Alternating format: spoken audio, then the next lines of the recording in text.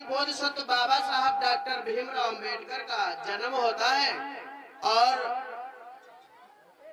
उसके बाद में जन्म के बाद में भाइयों किन परिस्थितियों को सहते हुए उनकी पढ़ाई लिखाई हुई। भाइयों स्कूल जब पढ़ने के लिए गए, उनका दाखिला करवाने के लिए जाया गया तो मास्टर ने नाम नहीं लिखा। आप लोगों ने सुना भी होगा, देखा भी होगा। शायद अंबेडकर को शिक्षा की ताकत उसी दिन मालूम पड़ गई थी जिस दिन अध्यापक ने उनका नाम नहीं लिखा था और स्कूल से बाहर भगा दिया था कि तुम शूद्र हो, तुम अछूत हो, तुम लोगों को पढ़ने का कोई अधिकार नहीं। लेकिन आज संविधान की बदौलत है। कभी एक समय ऐसा हुआ करता था, गलियों में गरीबी घूमी थी, कान छिदे तिनका डाले। जो बूढ़ी 50 साल पहले माता लोग हैं उन पर पूछो। गलियों में गरीबी घूमी थी, कान छिदे तिनका डाले। आज लाख लाख रुपए के गहने पहन रही हो, झालर लटकाए रही हो, कहते हो हमारी कमाई है। लेकिन जरा गौर करो, जब संविधान नहीं था तो मनु का विधान चला करता था और मनु के विधान में भाइयों 25 रुपए से ज्यादा प्रॉपर्टी अपने पास नहीं रख सकते थे। कमाओ कितना, 25 रुपया से ज्यादा पैसा आप अपने पास नहीं खर्च कर सकते थे। 2.5 फीट से ज्यादा ऊंची दीवार नहीं बना सकते थे। वहां कच्ची पक्की बनाने का आदेश नहीं था। आज 4-4 मंजिल की इमारतें बनी है, ये किसी दूसरे की बदौलत हो रहा है। 6 मन से ज्यादा गल्ला आप नहीं रख सकते थे। आज 20-20 कुंटल 50-50 कुंटल बेचते हो, कहते हो का बाबा साहब धैर्य रहा है।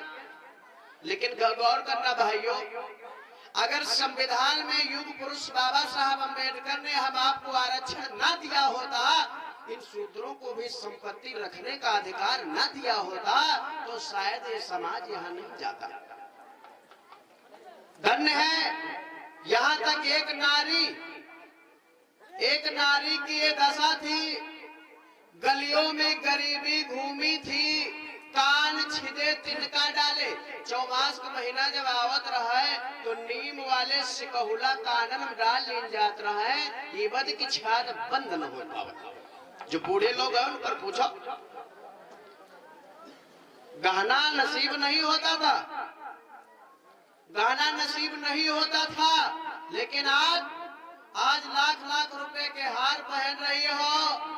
ये दिन परम पूज्य बोधिसत्व बाबा साहब डॉक्टर भीमराव अंबेडकर का त्याग है। ये दिन माता रमाबाई की है। रमाबाई ने कभी एक सुंदर सी साड़ी अपने तन पर नहीं पहना। बताओ बहनों, रमाबाई ने कभी एक सुंदर सी साड़ी अपने तन पर नहीं पहना, लेकिन आप लोगों को जरूर बनारस की साड़ी पहना करके चली गई। लेकिन गौर करो, कितना दुख सहा होगा उन महापुरुषों ने, कितना संघर्ष सहा होगा बाबा साहब ने। आइए गौर करेंगे, जिस समय विवाह हो जाता है और बाबा साहब अंबेडकर ने पढ़ाई करना नहीं बंद किया कि भगवान बुद्ध के चरणों में मैं अपना शीश झुकाता।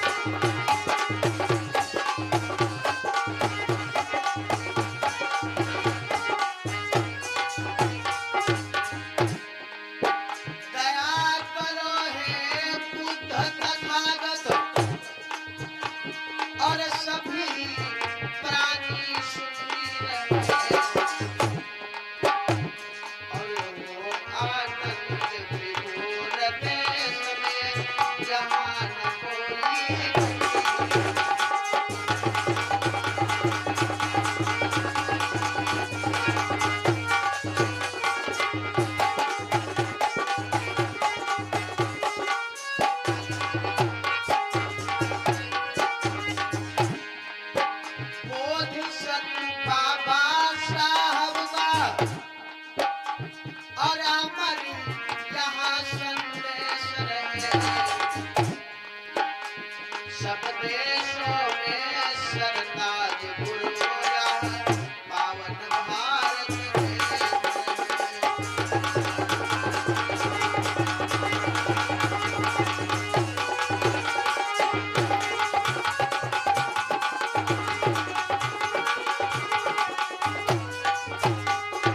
बोलिए बाबा साहब जी। तो आइए गौर करते हैं, जिस समय शादी हो जाती है भीमराव अंबेडकर की माता रमाबाई के साथ में 6 अप्रैल 1906 के 6 को वो 4 अप्रैल 1906 को जब मैया रमाबाई बाबा साहब के जीवन में आई। एक बात और बताएं, अगर भीमराव अंबेडकर इतना महान बने तो ये भी देन माता रमाबाई की रही। कोई भी किसी भी महापुरुष का चरित्र उठा करके देख लो, अगर वो कहीं से महान बना होगा तो उसमें माताओं बहन बेटियों की अहम भागीदारी रही होगी, अहम जिम्मेदारी रही होगी। कितना संघर्ष माता रमाबाई ने अपने जीवन में सहा। तो जिस समय आते हैं विवाह करके मैया रमाबाई को लेकर के घर में, गौर करना, आर कर कई विवाह जब भीमरावती घर अपन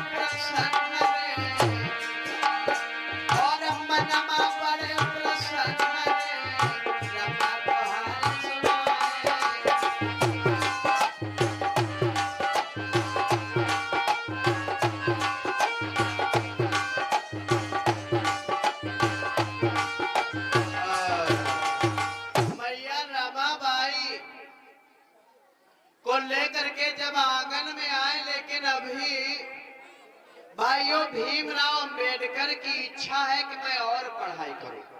गौर करते जाना, बात समझ में आएगी। थोड़ा विषय टफ है लेकिन समझ में आएगी।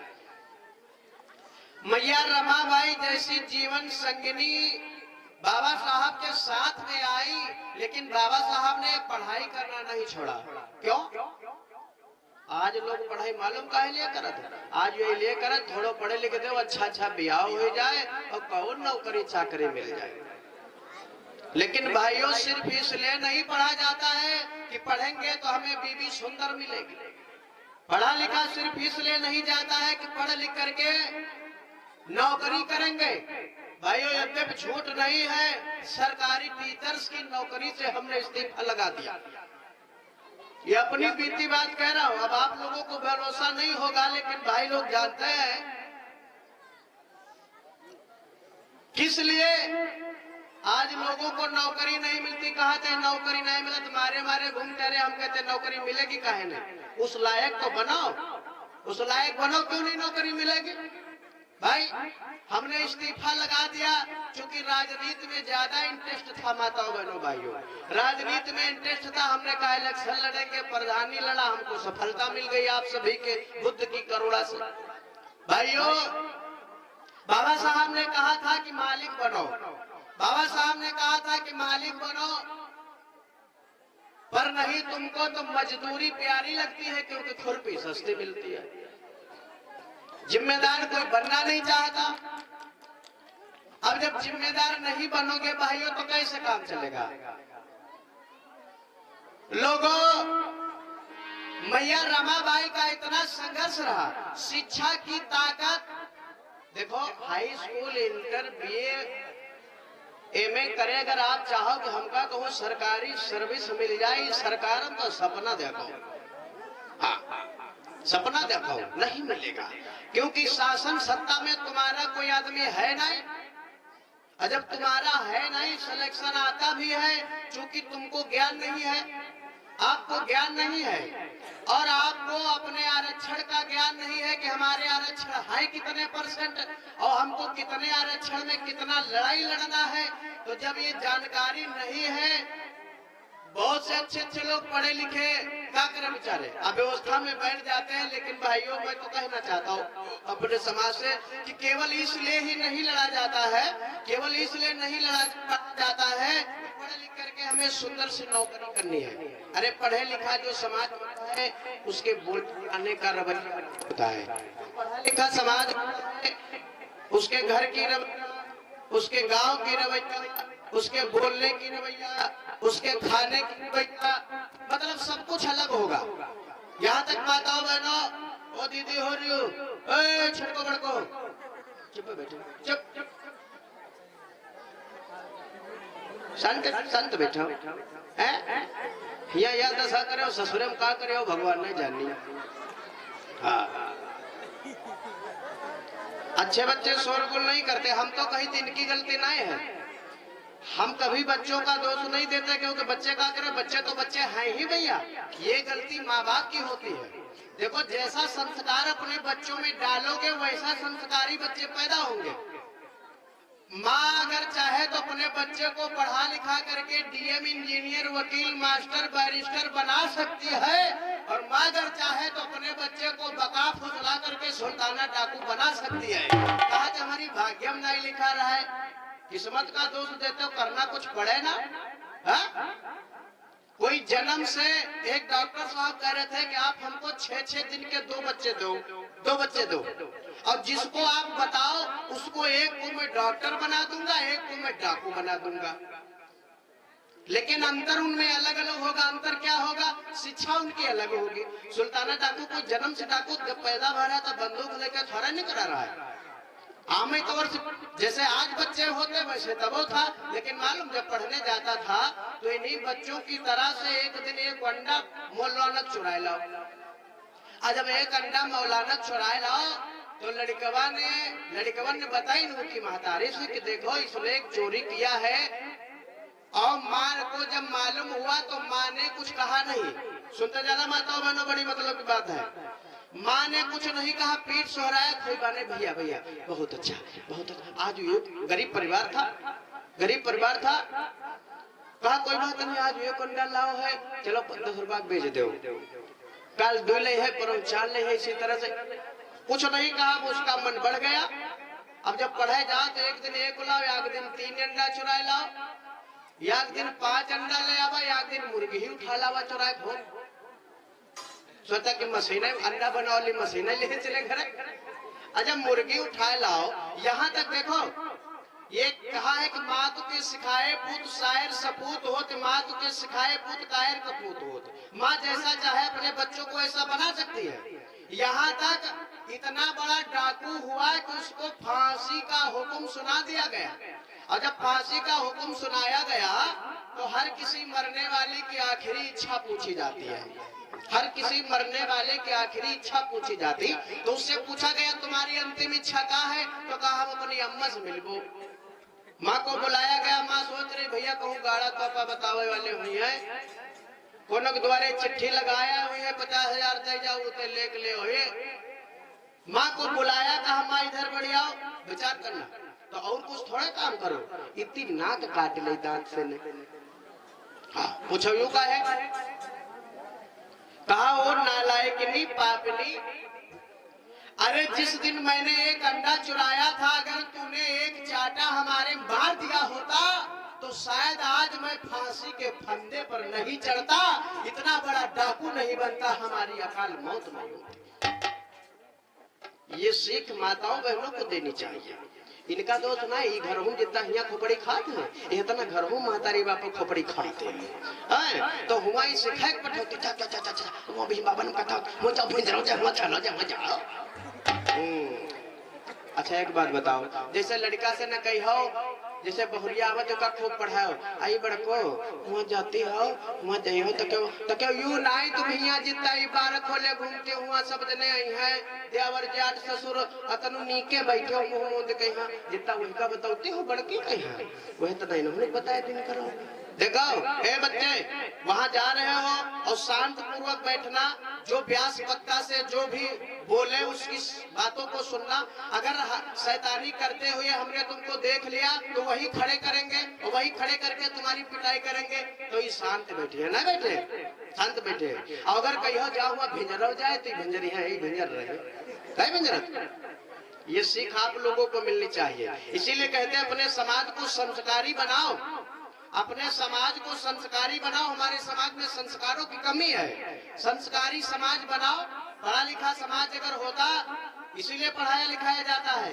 पढ़े लिखे इंसान का बोलने का तरीका, रहने का तरीका, खाने का तरीका सब कुछ अलग ही होता है।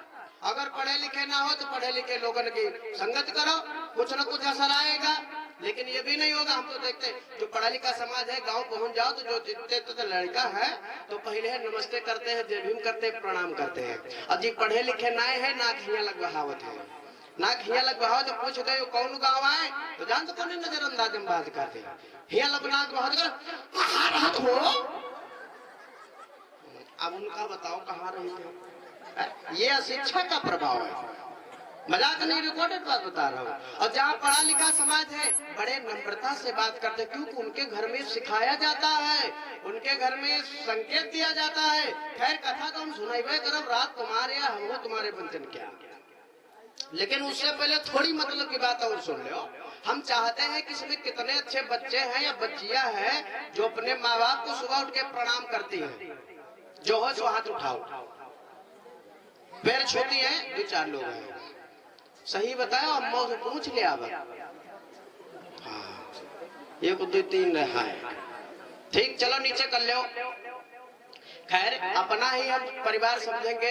हमारे भाई लोग इसमें कोई ऐसे हैं जो अपने माँ बाप को प्रणाम करते हैं, जरा हाथ उठाएंगे, शर्म ना करो। तो समझ लो कि घर का भाई या घर का बेटा अपना बोल रहा है, शर्म करने की जरूरत नहीं है।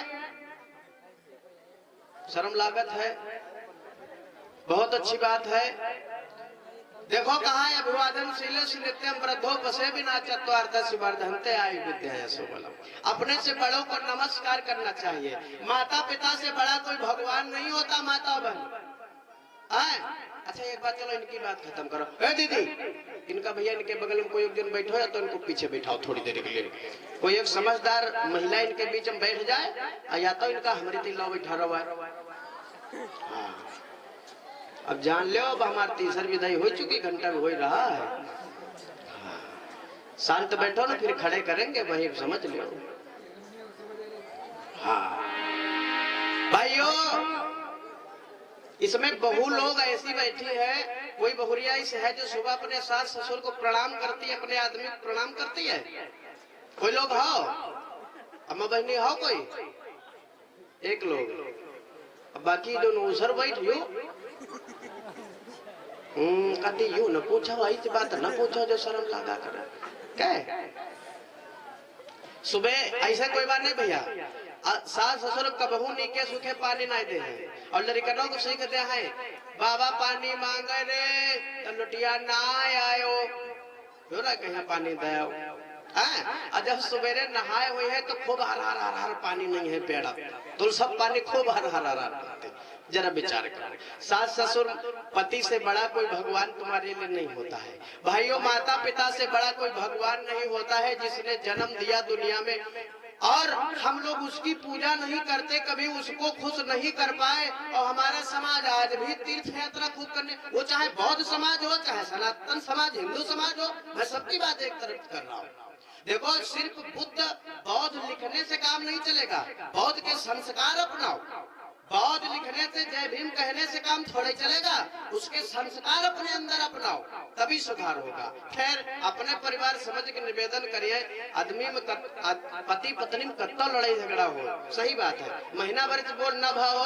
और पति महाराज जब आवे तो तुम चुप्पे तो पाए लाग लो, अगर शर्म लागत हो तो घूंघट काट लो। अगर आपने पैर छू लिया तो समझ लो आधी गुस्सा टुल, है तो नहीं हो जाए। अगर आपने पैर छू लिया अपने पति के तो आधी गुस्सा होई होई होई, कोई बात नहीं होई, नीक हो चाहे नागा होई है हमारी समझ लो, कोई होई है हमारी समझ लो, कोई चलो होई तो आगते रह के सब लाके रहे, बस गुस्सा टुन हो गए। पढ़ी लिखी माताएं बने गीत, हमें को गीत नहीं गाना है, बहुत अच्छा संकेत करती है। देखो कि घर है मंदिर बनई पे, मतलब कि घर है